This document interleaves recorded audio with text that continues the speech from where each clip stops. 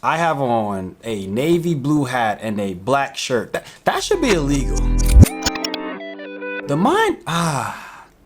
mind is a wonderful place. I got mind control over Debo. I'm gonna talk after this train pass. Hi, y'all feeling? My name is Johnny. This is No Lab Code Required. Listen, interesting topic today. Automatic negative thoughts. The term was coined by a neuroscientist and best-selling author of Change Your Brain, Change Your Life, Daniel Amen. Automatic negative thoughts are limiting thoughts.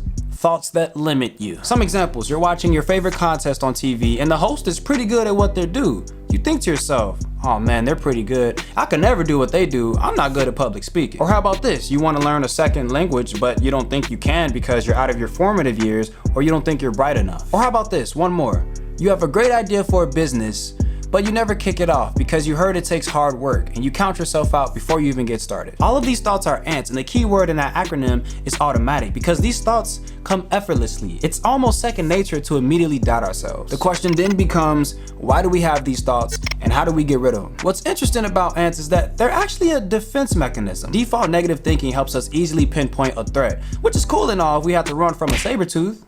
But we don't. We've somehow managed to make our thoughts the saber-toothed tiger. We've allowed those thoughts to be threats to our livelihood. Ants can develop in different ways. They could be self-imposed, they could come from others, or they could stem from comparison. Self-imposed ants. Okay, imagine you're out with friends and you tell a joke that no one laughs at. Harsh reality. Anyways, for some reason you develop a thought that you're not interesting because no one finds you entertaining. And because you think you aren't interesting, you keep to yourself when you meet new people and you never get a chance to share your story. Now the crazy part is, this was just a small instance, but this is often the source of our biggest ants. Ants from others. Okay, let's picture a little girl growing up and dreaming of all the things she could be. All she can see is the many opportunities the world has to offer, but her parents see otherwise. Her dreams are shot down by her parents, who constantly tell her how slim her chances are of becoming what she wishes to be. Now, as that little girl grows older, that limiting belief turns into a mindset, and she'll go on aiming low to stay within the small realm of what her thoughts tell her. I get it.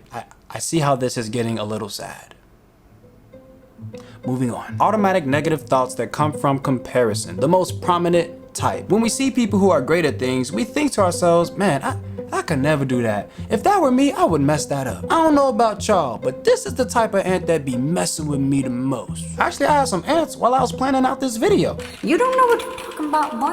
Ain't nobody worried about no ants.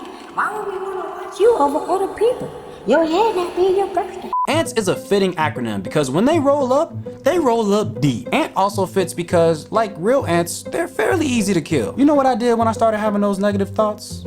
I made this shit anyway. Like I mentioned earlier, these thoughts are automatic, so it's gonna take some conscious effort to override them. How good are you at watching your thoughts? The easier it is to recognize an ant, the easier it is to kill it. So we want to be more mindful. There's that word.